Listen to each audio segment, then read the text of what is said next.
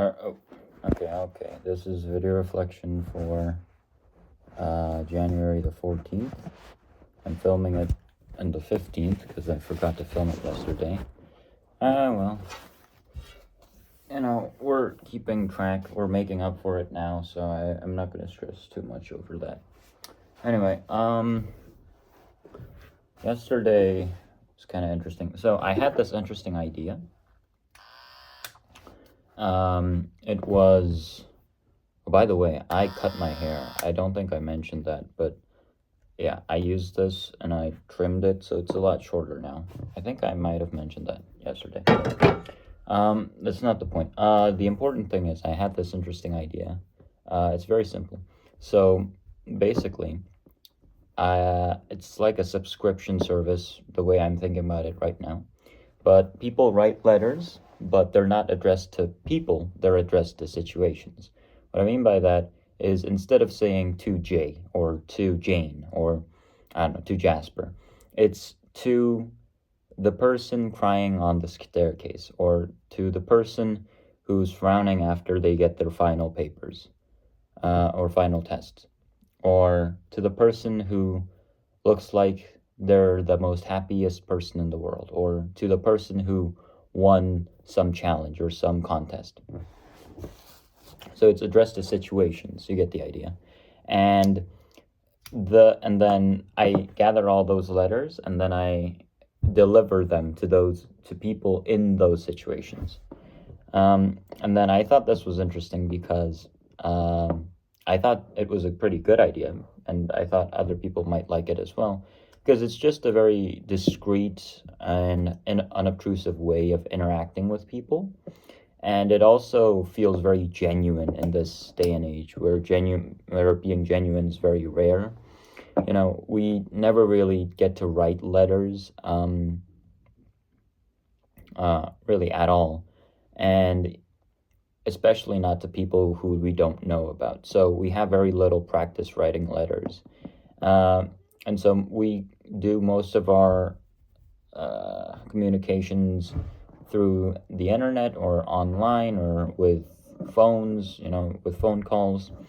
But the problem is those are just data pieces. I'm not saying there's anything wrong with that. I mean, those conversations can still be very genuine, but humans are very simple, and we tend to like and appreciate physical media more than digital media.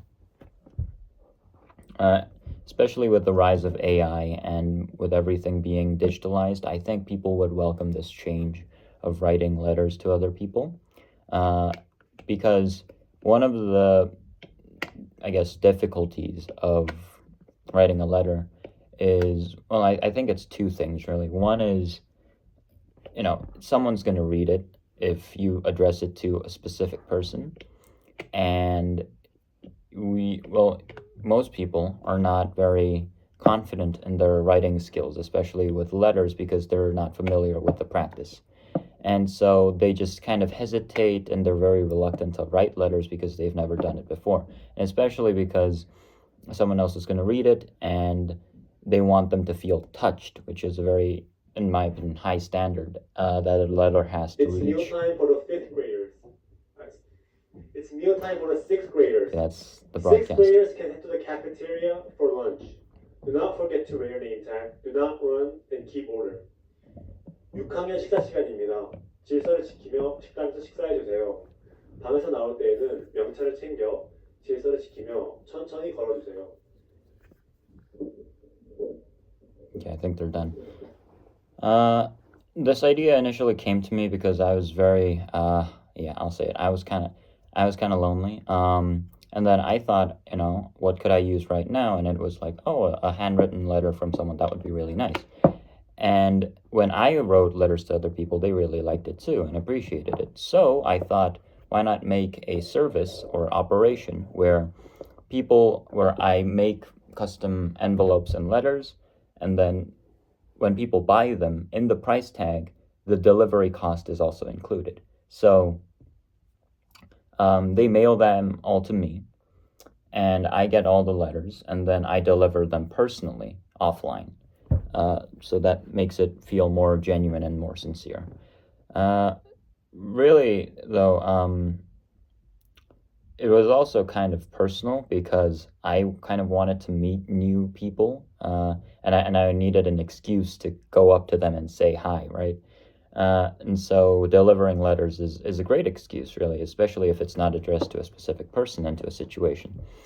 So that's kind of the operation I'm planning. For the next semester, I plan to do a small beta version of that idea within this school. So me and my integrated project team or a couple other willing volunteers will write letters that are addressed to situations. And then they or I, if they don't want to or they're too busy, I can always do it because I love doing it. But I just gather up all the letters and then I deliver them to those specific situations. I think that would be amazing. So, yeah, that's the new idea I had.